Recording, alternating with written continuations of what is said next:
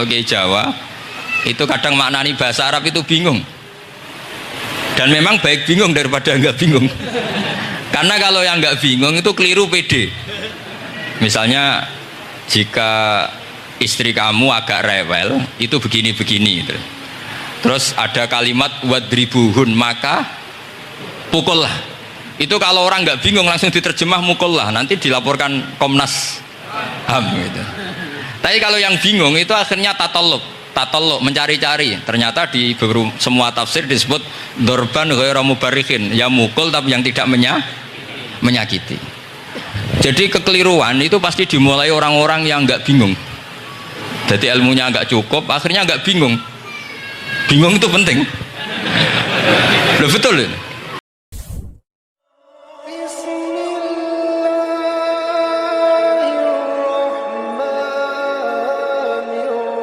Dulu korban seperti ini juga Rasulullah SAW. Itu kalau sahabat ingin masuk surga itu ya gak suka ngamal yang berat-berat, juga gak suka. Minta saja ke Rasulullah, ya Rasulullah saya minta satu hal. Apa? As'aluka murafaqataka fil jannah. Saya minta supaya jadi teman engkau di apa? Surga. Tapi yang jelas Nabi tidak jawab secara gratisan. Nabi ngendikan fa'inni ala nafsika fi kasratis sujud. Kamu membantu saya, kamu harus memperbanyak apa? Sujud. Jadi kalau ada kiai dimintai saya ingin di surga sama engkau kiai, itu nggak boleh gratisan, harus fa'inni ala nafsika bi kasratis sujud. Tapi saya ini punya ajaran yang sebetulnya agak sesat tapi masuk akal. Ini saya mohon, karena saya memang punya bapak seneng guyon, punya Mbah Mun kiai saya juga seneng guyon. Karena beliau katanya gini, nak kiai ra guyon kok dianggap gak bahagia aja. Sake panitia dikira kurang sangu gitu katanya.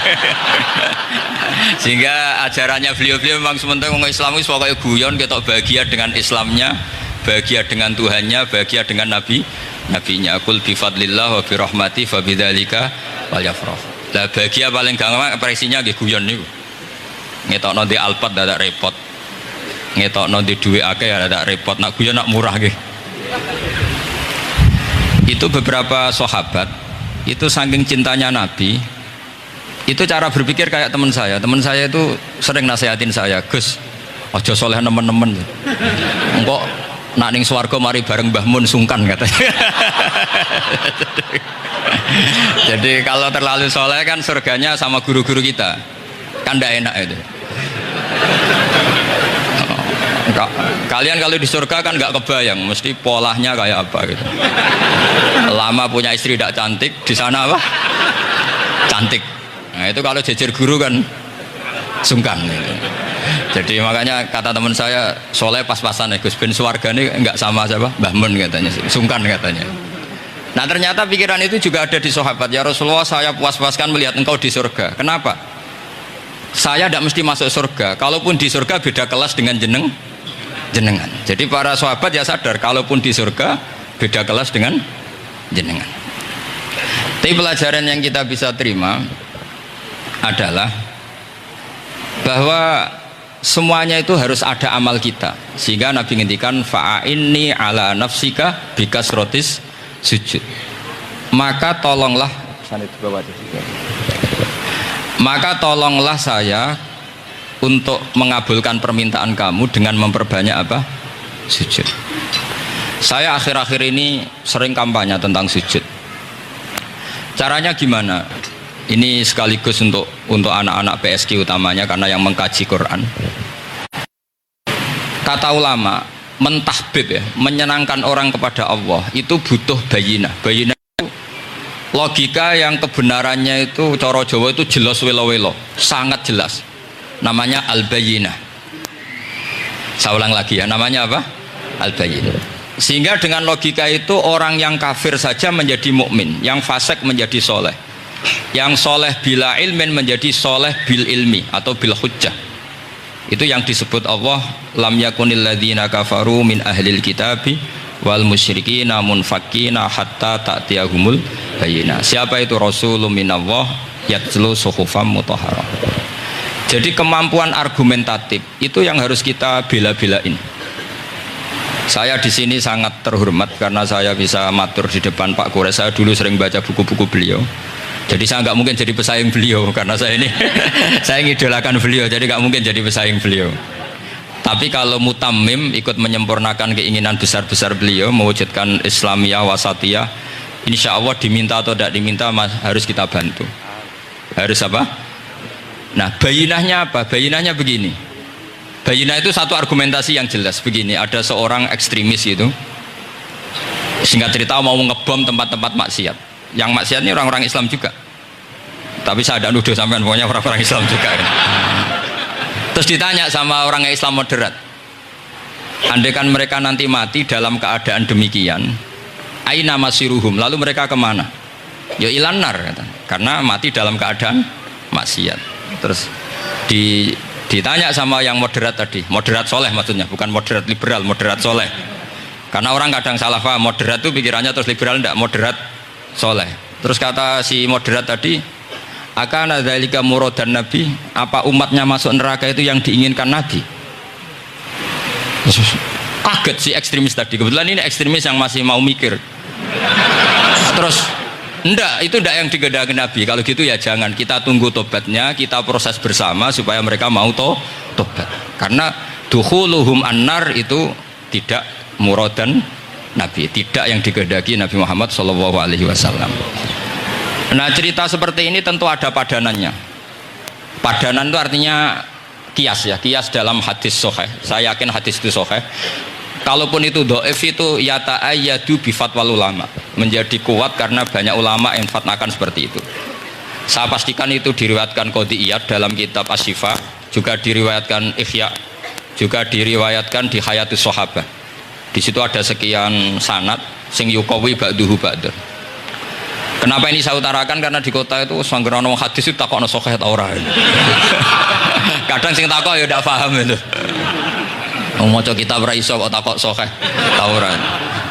Yang ditanya juga aneh. Terus berusaha jawab. Padahal kadang ya ndak bisa juga jadi. Di hadis itu ada penjelasan begini. Ada seorang Arabi itu orang Bedui lah, orang yang kurang peradaban. Minta sesuatu pada Rasulullah SAW. Karena Nabi itu udah orang kaya, Nabi udah jutawan, udah hartawan, dikasih. Mungkin kalau uang sekarang mungkin 50.000 atau berapa. Orang itu gerutu senggerutu-gerutunya. Nabi kok pelit gitu, kira-kira seperti itu.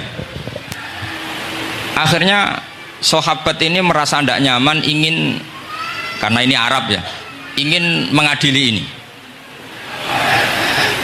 Saya membahasakan mengadili itu ya ada Arabnya, karena kadang ada riwayat misalnya fahamma ayyadribuhu, nanti juga repot, ayat tuluhu juga repot. Makanya kalau ke Jawa itu kadang maknani bahasa Arab itu bingung, dan memang baik bingung daripada enggak bingung. Karena kalau yang enggak bingung itu keliru pede.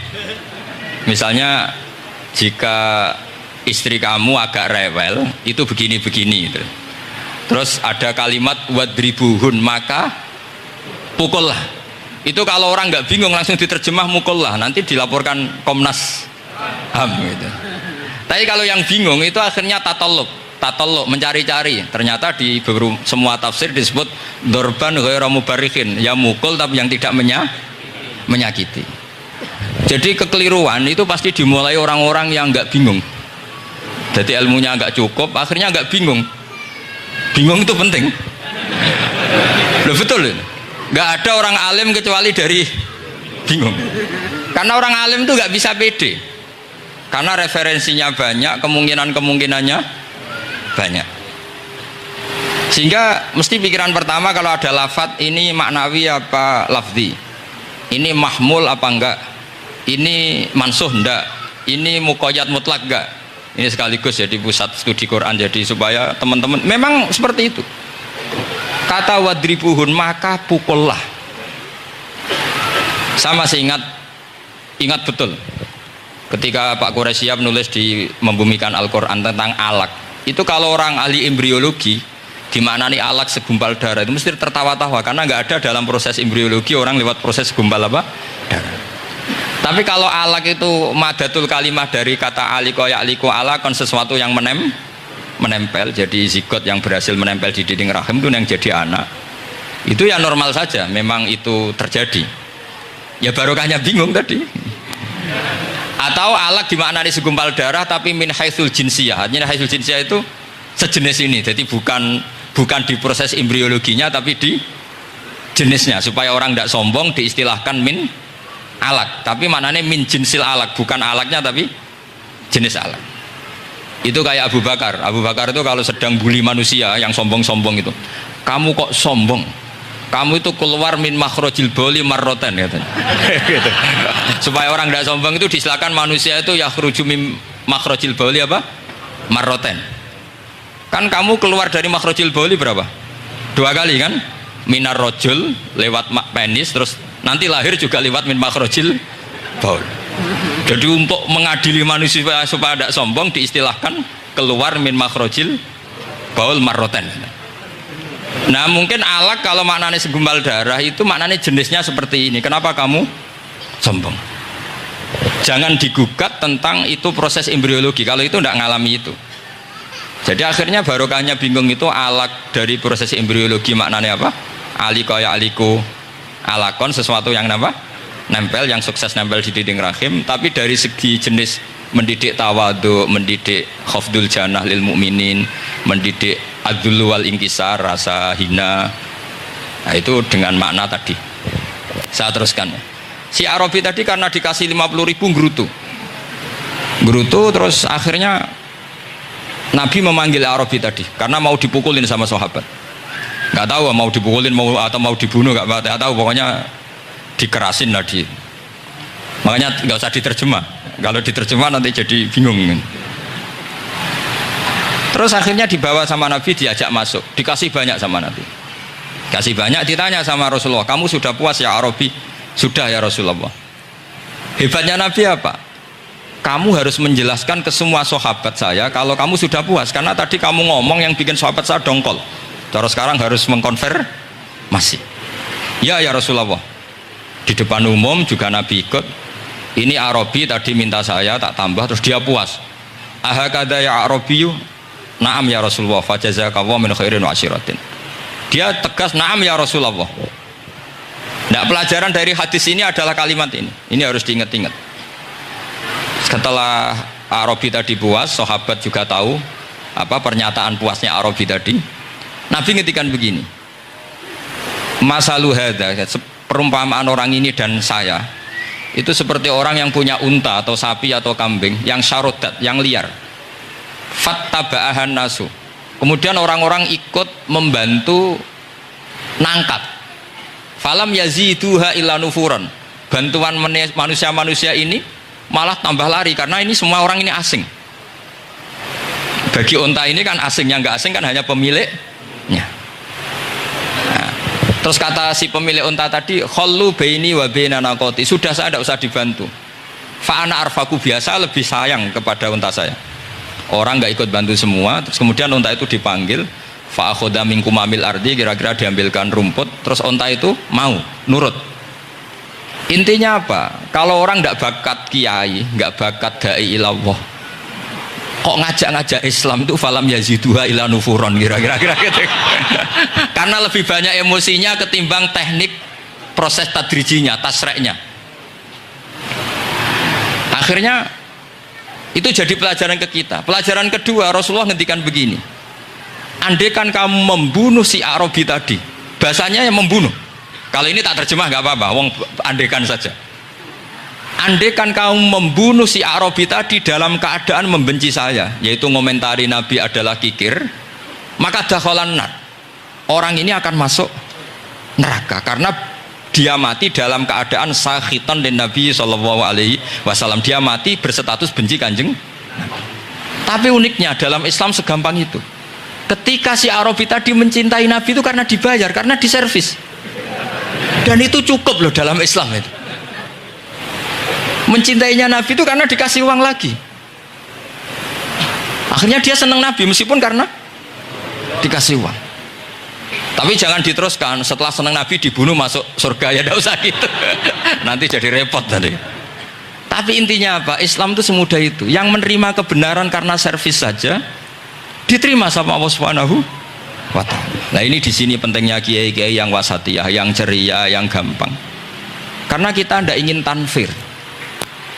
Saya kemarin bikin makalah untuk 100 harinya guru saya Kiai Haji Maimun Zubair, tak beri judul Al-Intisar Limadhabi Syekhina. Itu diantara yang saya tulis adalah Sayyidina Umar itu pernah diprotes sama banyak sahabat, termasuk Abu Bakar, karena Abu Bakar ke Umar ini lewat penunjukan. Kata para sahabat, ya Abu Bakrin, kamu memasrahkan umat ini ke aghladin nas, orang paling kasar, yaitu Umar. Tapi apa? Ketika ada sahabat yang memberanikan diri tanya Sayyidina Umar, namanya Abdurrahman bin Auf, kenapa engkau kasar pada umatnya Rasulullah SAW?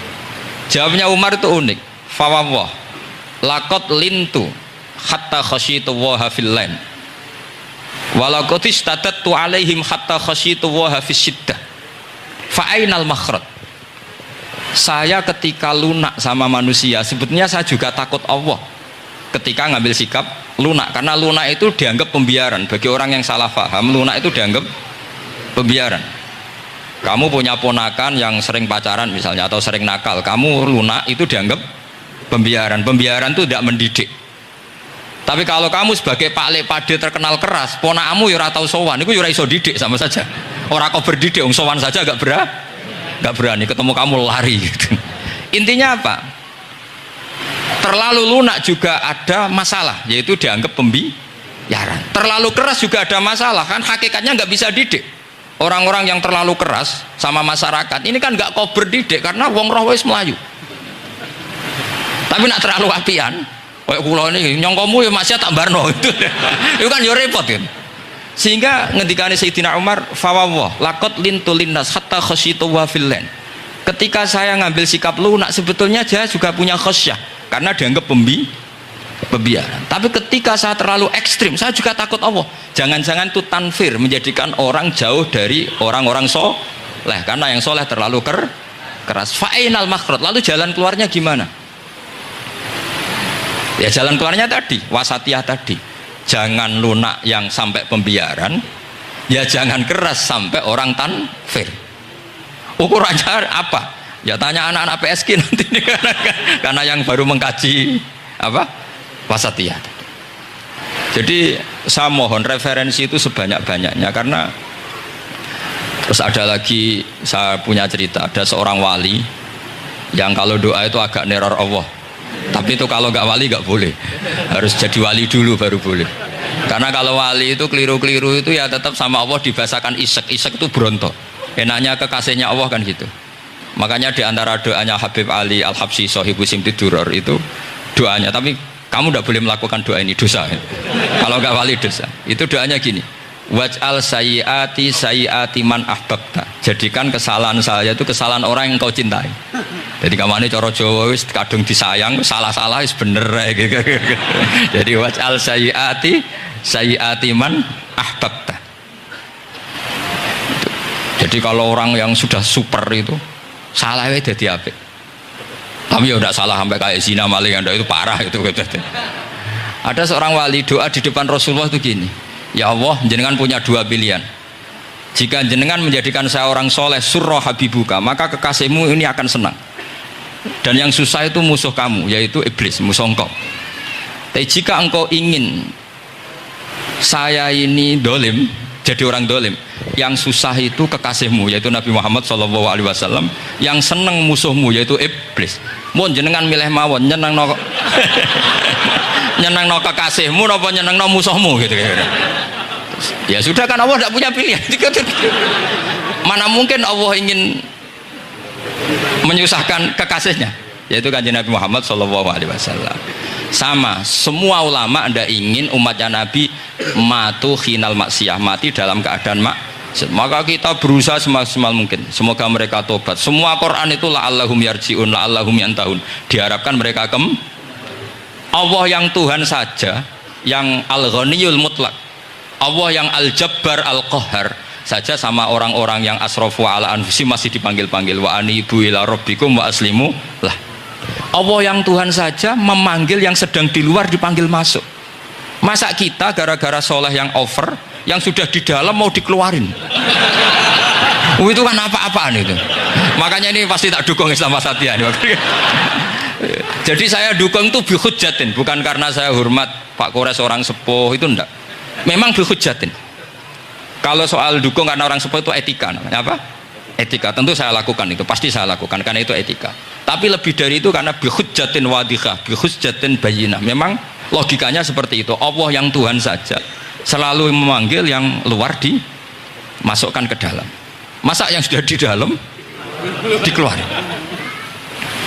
Makanya kitab Ithaf, kitabnya Sayyid Zabidi itu, Sayyid Murtado Az-Zabidi, itu bab takfir, itu beliau ngeritik entek ngamek corong Jawa sampai sekian kuras. Sampai beliau mengutip fa innal imama la ayyukhti afil afi khairun min ayyukhti afil uqubah. Kowe de keputusan salah nyepuro luwih apik timbang salah nyekso. Nyepuro itu salah tetap bener. Tapi nak nyekso bener ora mesti bener. Fa innal imam la ayyukhti afil afi khairun min ayyukhti afil uqubah. Sehingga beliau terus hampir sekian kuras. Coba hadis di Muslim, di Sahih Muslim itu Usamah ya. Kalau di Sahih Muslim itu rawinya disebut Usamah bin Zaid. Tapi di beberapa riwayat ada yang menyebut itu tidak Usamah. Sehingga banyak syarah mengatakan itu ta'addudul waqi'ah. Memang kejadiannya dialami sekian sahabat. Itu ada perang gitu. Ketika musuhnya terdesak, padahal musuh ini sudah memotong sekian tangan sahabat, ada yang sudah pernah baca sahabat. Ketika terdesak dia mengatakan la ilaha illallah Muhammadur. Singkat cerita oleh Usamah tetap ditusuk sampai mati. Tapi sama Rasulullah ketika lapor, kamu membunuh setelah mengucapkan la ilaha illallah ya Usamah? Iya. Tapi innama qolaha muta'awwidan, dia mengatakan kalimat itu karena muta'awwidan, nyari perlindungan saja. Afala syaqaqta an batni, afala syaqaqta an qalbi. Kamu lihat di dadanya. Kalau dia betul-betul ngomong karena muta'awwid dan jangan-jangan karena iman betul. Terus memangnya ketika kamu iman, orang-orang sahabat itu rata-rata kan pernah kafir. Memangnya ketika kamu iman tak curigai kan enggak. Langsung saya terima, kenapa ini main curiga kira-kira. Sampai seperti itu. Saktinya kalimat la ilaha. Jadi kalaupun diomongkan muta'awidan saja tetap sah, meskipun ngomongnya hanya untuk perlindungan dari apa? Safe, dari pedang. Malah ada riwayat lain yang menyebutkan itu tidak Usamah di tafsir Qurtubi itu yang ya ayyuhalladzina amanu idza darabtum fi sabilillahi napa fatabayyanu wa la taqulu liman alqa ilaikumus salama lasta mu'mina. Itu kalau di riwayat Qurtubi lebih ekstrim lagi. Si orang tadi tidak Usamah, jelas pastikan itu tidak Usamah, ada yang lain tidak Usamah. Itu bantah Nabi. Ya Rasulullah, andaikan belah dadanya orang itu saya belah, apakah kemudian saya tahu apa yang ada di hatinya? Jadi Nabi jadi dibantah. Ya rodok khawarid. Jadi Nabi masih dibantah. Kata Nabi, ya enggak, kamu tetap enggak tahu apa yang ada di hatinya. Loh, terus masalahnya apa? Masalahnya begini. Setelah kamu belah dadanya, kamu tetap nggak tahu hatinya kan? Fala anta ta'lamu ma fi qalbi wala anta tusaddiqu ma fi lisani. Jadi kowe udah di wong kacau. Ngerti hatinya yang enggak, percaya lisannya juga enggak. Kan enggak ada hujah yang kamu ambil. Harusnya kata Nabi profesional dong. Nak roh hati ini rujukannya lisan. Lah ini enggak, hatinya kamu enggak tahu, lisannya enggak kamu percaya, langsung kamu pakai itu apa? Seperti saya sama jenengan kan gampang, aku raro niate sampean ngaji api apa raro. Sementing tak kongkon ngaji berarti seneng ngaji. Jadi jelas ada yang diambil. Makanya semenjak itu para ulama rata-rata itu hampir semuanya itu Islamnya wasatiyah. Karena ciri khas agama ini adalah wallahu yad'u ila daris salam. Selalu memanggil-manggil supaya orang masuk. Enggak ada ayat wallahu yukhriju min daris salam, itu enggak ada. Allah mengusir orang min daris, tidak ada. Nah, kalau sampean salahnya orang yang dicintai kayak Nabi Adam, nasib sampean. Nabi Adam itu salah karena makan apa sajaratil khuldi. Kata cerita-cerita gitulah. Nanti bisa diperdebatkan. Sajaratil khuldi itu nama larangan, itu nama salah sebetulnya. Nanti tanya Pak Kures, itu kan sebenarnya gini. Istilah khuldin itu bahasa setan. Hal adulluka ala sajaratul khuldi wa mulki la yabla. Jadi iblis itu goda Adam. kamu ingin mangan pohon keabadian. Jadi kalau kita mengistilahkan syajaratul khuldi berarti mengesahkan istilah yang dipilih setan. Jadi masalah. Makanya saya enggak pokoknya anut-anut umum wong muni syajaratul khuldi ya ikut syajaratul khuldi, tapi ini sebetulnya bahasa yang dipakai setan. Singkat cerita Nabi Adam itu akhirnya makan tapi tidak banyak, makanya sebagian aja diredaksikan dzaqo itu ngicipi. Makanya ada akala, berarti zauk juga disebut aklu, tapi aklu yang sedikit disebut zauk atau dzaqo. Nah, ketika makan itu Allah duka, tapi duka orang yang dicintai, diwarai. Cung Adam, kowe tak warai donga supaya tak sepuro. Jadi kaya anak apa minggat wong disayang, disangoni minggatlah tak sangon. Makanya waj'al sayyiati man ahbabta. Disangoni fatalaqa adamu min rabbih kalimatin fataba alaih. Makanya saya kalau baca ayat itu cek enak, jadi sangoni. Maca iki cung ya engko ben dadi minggat digani HP mbek dhuwit engko nek wis kepen mulai ya semulai. Makanya itu jadi Quran itu luar biasa. Akhirnya Nabi Adam yang benar diusir, tapi sudah bawa bekal, diwarai oleh pangeran. Nah ternyata apa? Maksiatu Adam itu maksiatu muazzimin, maksiatnya orang yang sangat menghormati Allah. Jadi kalau kamu ingin jadi wali itu pertama harus kamu berstatus al-muazzim, al-musabbih. Ternyata kata kuncinya gini, kata tafsir Ibnu Katsir ini. Waqo sama huma inni lakuma laminan nasihin. Saya ini kan muridnya Mbah Maimun, muridnya bapak saya. Kan gak kebayang orang pakai namanya Allah kemudian dusta. Jadi Nabi Adam dirayu setan kayak apa itu gak pernah tertarik. Gak pernah tertarik. Tapi akhirnya setan bilang, wallahi demi Allah, bahwa saya menyuruh kamu makan buah khudul itu laminan nasihin. Wallahi, pakai kata wallahi. Terus Allah ya sudah merevisi larangan itu, sekarang sudah bilang boleh katanya. Nah karena kata pakai wawahi, terus kata Nabi Adam, fawawah wa izzatika ya Rabbi ma dzanantu anna ahadan yahlifu bika kadiban. Ini dawuh Nabi Adam. Adam wis tak kandhani kok ora nurut alasan apa?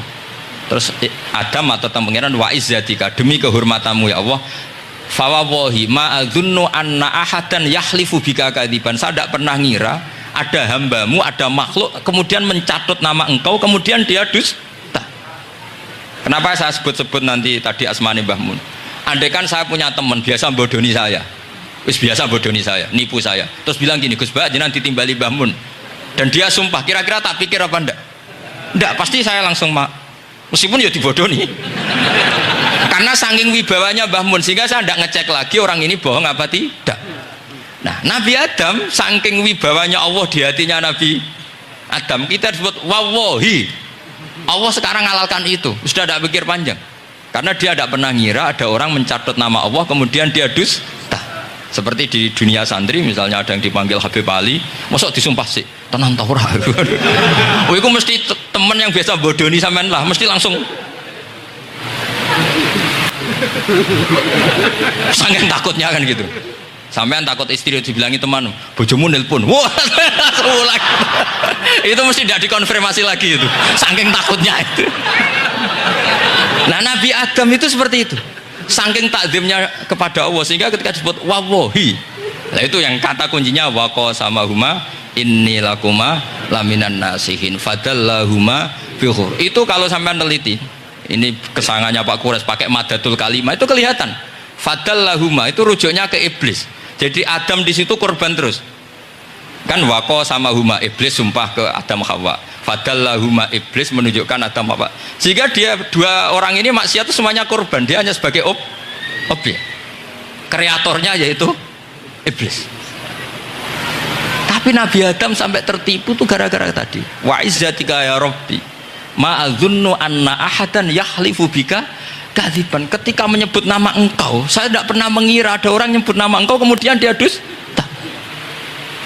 Bisa bayangkan orang paling brengsek sekalipun teman saya kalau bilang Gus sampean dipanggil Mbah Mun, tentu tidak saya pikir lagi. Atau di pondok sini, Kang diceluk Habib Ali, ditimbali Habib Ali, sampean konfirmasi apa enggak? Enggak kan? Apalagi ini Allah Subhanahu wa Ta'ala. Jadi uang nek sebakat wali itu begitu. Nah kalau jenis ini kok salah, itu waj'al sayyiati sayyiati man ahbab. Kanjeng Nabi dalam lahirnya juga pernah salah dalam lahirnya, karena Nabi memberi izin orang-orang munafik gak ikut perang. Salahnya secara fikih adalah kewajiban perang zaman itu, karena zaman itu memang orang-orang kafir juga merangi kita, sehingga kita dibolehkan merangi. Jangan hanya cerita Nabi perang berarti perang syariat aja gitu. Nabi perang karena diperangi. Jelas ayatnya udzina lilladzina yuqatalun, diberi izin bagi yang ngalami yuqatalun, diperangi baru diberi izin perang. Jangan langsung bangun tidur perang, itu enggak ada ayatnya. Qatilul ladzina yuqatilunakum, merangi yang merangi kamu, wa akhrijuhum ya min haitsu akhrajukum, ngusir yang ngusir kamu. Jadi perang itu akibat bukan sebab. Akhirnya Nabi itu secara fikih itu salah, secara fikih lah, karena memberi izin orang munafik. Tapi Allah ketika sama Rasulullah Muhammad SAW, karena kekasihnya, ngendikane sudah dimulai afawwahu angka, Muhammad tenang wae wis tak sepuro. Cuma aku takok kena apa kok buka izin. Tapi itu kalimatnya afawwahu dimulai dengan kalimat yang menyenangkan, afawwahu. Jadi ibarat sampean salah sama orang tua, wes sepeda mbok ora pamit itu serapa salah, cuma aku tetap takok alasan apa gitu loh. Tapi bilang wis gak apa-apa cung, sepeda motor mbok gowo mbok dol iku ora apa-apa, cuma aku takok kena apa. Tapi mukadimahe ora apa-apa sih. Kayak apa Allah sama nabinya. Jadi mengkonfirmasi saja dimulai dengan afawwahu an lima adzin talahum. Wong karwan wong munafik gak ndek ngamal malah mbok ora perang, wis malah ora tau khidmah agama. Jadi makanya terus orang-orang soleh kalau berdoa apa? Waj'al sayyiati sayyiati man ahbabta, ya Allah jadikan kesalahan saya adalah kesalahan orang yang kau cintai. Nah yang paling dicintai Allah tentu umat Rasulullah Shallallahu Alaihi Wasallam.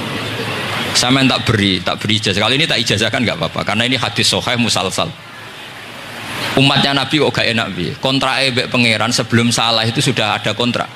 Makanya Nabi itu ngundikannya bangga sekali. U'titu khamsan lam yu'tahunna nabiyyun qabli atau ahadun min qabli. Saya diberi 5 hal hadiah sama Allah yang umat sebelumku, Nabi sebelumku tidak diberi hadiah itu. Di antara hadiah itu terbesar adalah wa'u'titu khawatima suratil Baqarah. Saya diberi hadiah akhir dari surat Baqarah. Oh, ada hadiah gimana? Allah itu sudah naikkan kontrak dengan kita. Kita disuruh doa sama Allah. Rabbana la tu'akhidna in nasina waqta. Ya Allah, suatu saat saya salah, padahal kita pasti salah. Suatu saat Gusti, suatu saat kita salah, jangan kasih sanksi loh. Oke, mau oke. Itu kok udah enak gimana? Sebelum kita salah, terus naikkan kontrak sama Allah dan Rabbana la tu'akhidna in nasina aw akhtana. Ya Allah, jangan jatuhkan sanksi kepada kita jika suatu saat saya lupa atau salah. Qala na'am, Allah jawab nah. Makanya Nabi senengnya bukan main tentang apa? Saya diberi hadiah akhir surat Baqarah. Tapi sekarang jadi fitnah tadi. Yang kiai NU baca itu dipakai tahlilan, kadang-kadang yang baca agak paham, yang kritik juga agak paham. Jadi ya sudah, innalillahi wa inna ilaihi raji'un. Sebetulnya itu diabadikan di tahlil itu karena itu surat yang luar. Tapi sebagian yang baca agak paham, sehingga ya dingin saja wong enggak paham. Tapi kalau kita yang paham itu luar biasa. Wong belum salah sudah ada perjanjian la tu'akhidna in nasina aw akhtana. Sama Allah dijawab, nah, yo umat nak salah orang langsung tak siksa. Aman.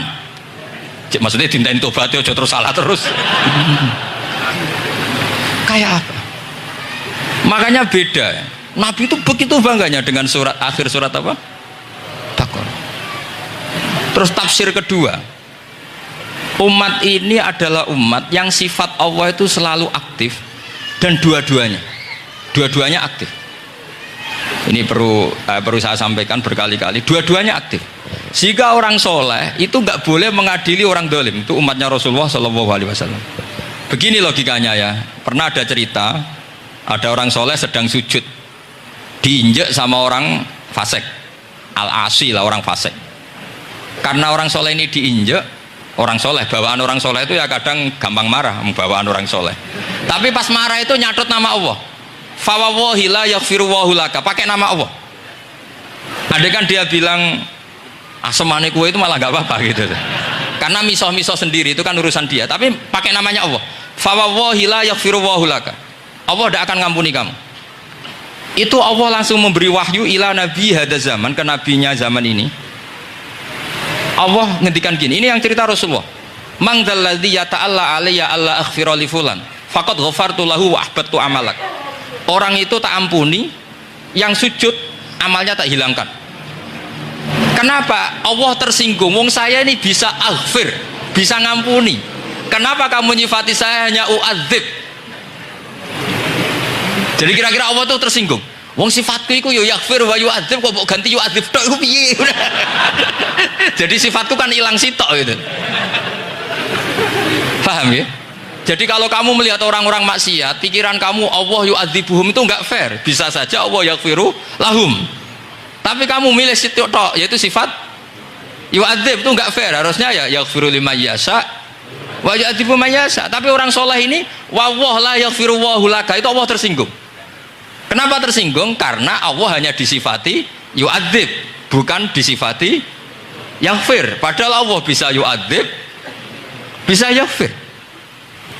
Sehingga Wahsy ketika seperti itu, dia qatilu ahabbin nas ila Rasulullah, yaitu Wahsy adalah qatilu Hamzah. Ketika Nabi da'a alaihi, tidak usah diterjemah, itu sama Allah malah Wahsy dikasih taubat.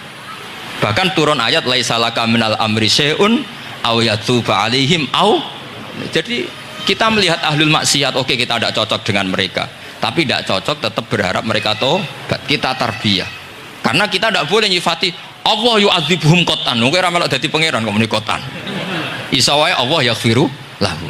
Itu pelajaran bagi kita. Jadi ternyata si soleh tadi ditegur sama Allah, kamu tidak bisa seperti itu. Mang dzalladzi yata'alla alayya, ta'ala itu corong Jawa sumpah serapah. Kok iso aku mbok sifati u'adzib tok, wong aku iso aghfir. Makanya di Quran itu ada wa yu'adzibal munafiqina, ayatnya apa? Insya'a au yatuba. Ya, ini dalil-dalil napa? Kalau jenengan mendukung Islam napa? Wasatiyah. Jadi an ilmin. Jadi saya dukung gerakan ini, satu an ilmin, dua memang secara etika. Pak Quraisy itu orang sepuh, tentu pilihan itu setelah sekian baca tafsir, baca referensi, beliau seorang akademisi, profesor, doktor. Tapi saya tetap mohon dukung kita itu an ilmin, apa? An ilmin. Memang dari awal Allah mensifati dirinya bisa yaghfir, bisa yu'adzib. Kenapa kita memastikan yu'adzib? Wong Allah bisa yaghfir. Nah, dengan demikian kamu menetapkan sifat Allah dua-duanya.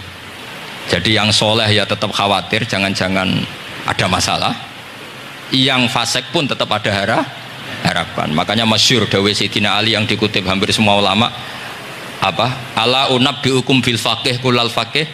Apa perlu saya ceritakan siapa yang ahli fikih sebenarnya?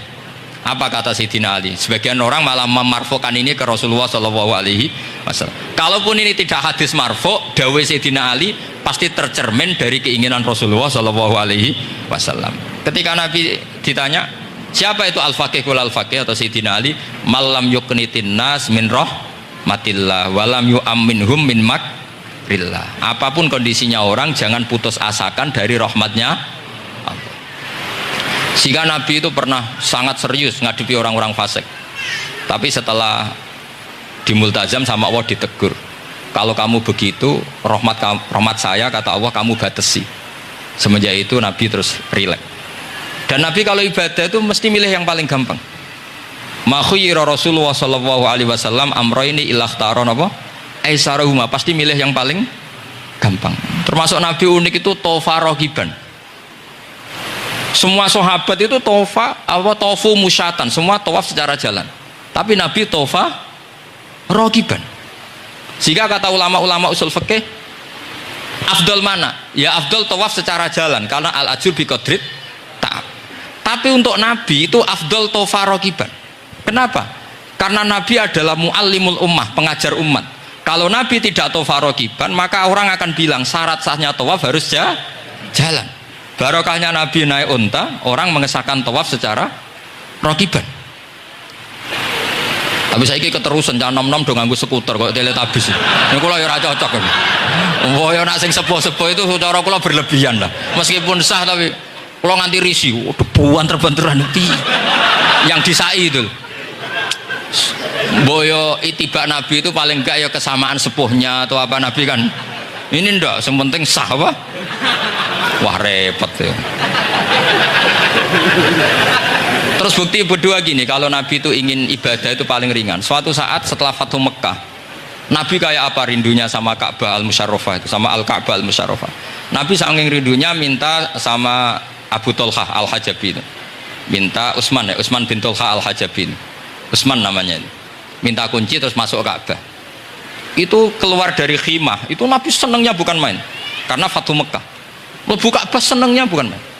Tapi setelah keluar dari Ka'bah, itu kelihatan hazinan, kelihatan susah, tersiksa. Ditanya sama Sayyidah Aisyah, kenapa engkau gelisah padahal tadi kelihatan senang? Wadidtu anni lam adkhul. Saya suka andikan tadi saya ada masuk Ka'bah. Kenapa ya Rasulullah? Jangan-jangan umatku ngira ini penting. Dan itu berat. Sampai jadi perdebatan ulama fikih, apakah sunat masuk Ka'bah apa enggak? Sebagian ulama bilang enggak. Alasannya Nabi getun cara Jawa itu kecewa, nyesel. Kenapa saat tadi masuk? Jangan-jangan umatku nanti merasa itu keharu dan itu repot. Nah kita tidak usah dilarang, memang tidak punya kesempatan. Alhamdulillah. Dilarang nggak dilarang, sudah tidak punya kesempatan. Nah ini yang terakhir kenangan saya mau menerangkan dan tambah mahabbah kepada Rasulullah Shallallahu Alaihi Wasallam. Ini betul, ini sesi terakhir ini. Begini, salasun mangkun nafihi wajada halawatal iman. 3 hal ini kalau ada pada kamu atau pada siapa saja, maka menemukan halawatal iman, manisnya iman. Ini mungkin yang jarang dijelaskan orang adalah manis itu apa. Kata Ibnu Hajar al-Asqalani sebagai pensarah Bukhari, termasuk manisnya manis adalah al-iltizat al-aqli, merasa nyaman secara berpikir. Nanti saya bacakan takbirnya sebelum saya tutup ngaji bareng ini.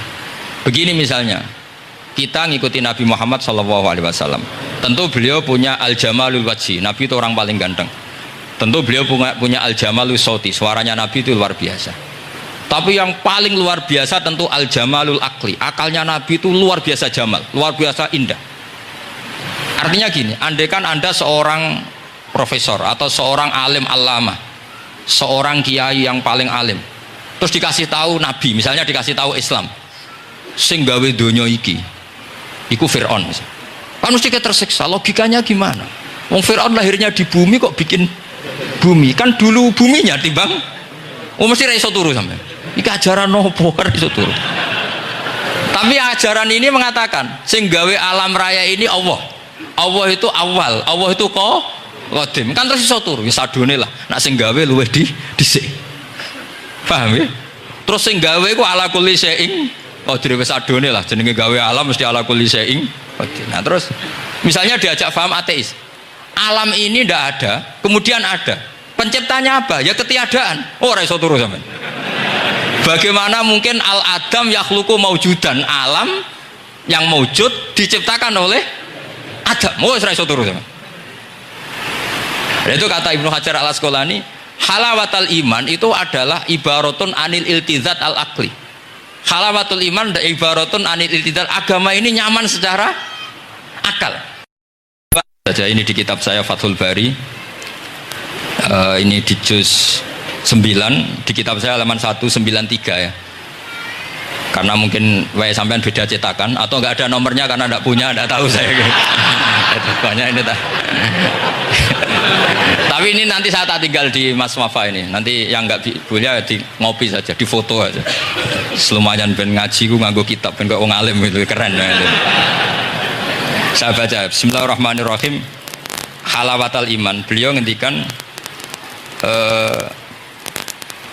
wa yaltadzu bidzalika iltizazan aqliyan. Jadi orang merasa nyaman secara iltizazan aqliyan, akalnya merasa nyaman.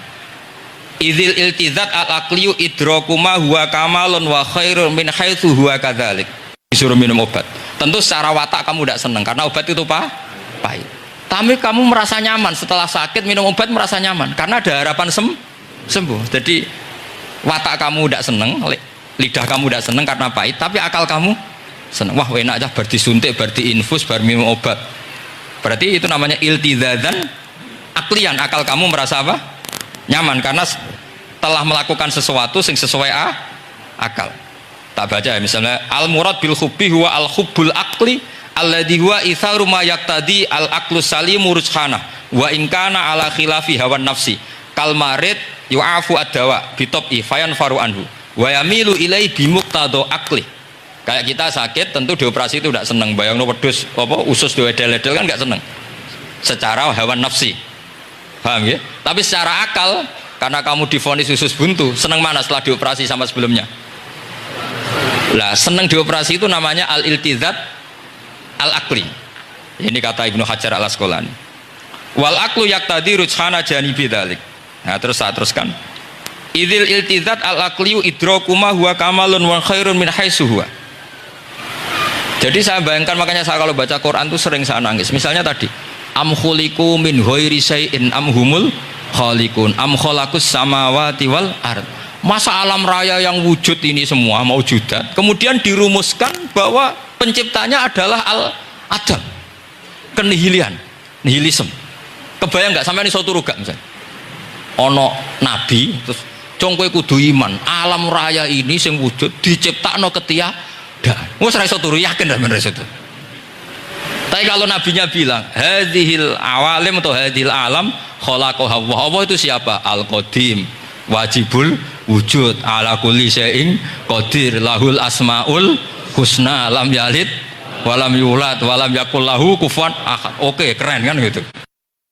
Itu jenenge al-iltizat al-akli. Kalau kamu sudah ngalami seperti itu, wajada halawatal iman. Terus kata Ibnu Hajar al-Asqalani, terus wa yu'abbirus syara' yaitu Rasulullah sallallahu alaihi wasallam membahasakan al-iltizat al-akli dibahasakan dengan halawatal iman. Jadi halawatul iman itu kamu harus ngalami al-iltizat al-akli. Seperti misalnya dalam hukum sosial, kata ulama-ulama, laulam yakun ma ja'a bi Muhammadin dinan lakana fi aqlin nasi hasanan. Andai kan Muhammad tidak mengatasnamakan itu agama, akal pun mengatakan itu baik. Coba ajaran kita, ambek bojo sing apik, ambek anak sing apik, ambek tangga sing apik, itu kan enak. Coba kalau ajarannya gini, bojo taboki wae kesuwen, kan bingung, wah iki ajaran apa, kan kaget. Ambek tangga, oh sing kontel, gak ngono tidak-tidak kok. Oh, iku ajarane nabi apa ajarane ekstremis, kan bingung. Jadi makanya laulam yakun ma ja'a bi Muhammadun dinan lakana fi aqlin nasi hasanan. Itu namanya al-iltizat al-akli. Saya kira demikian, mohon maaf. Assalamualaikum.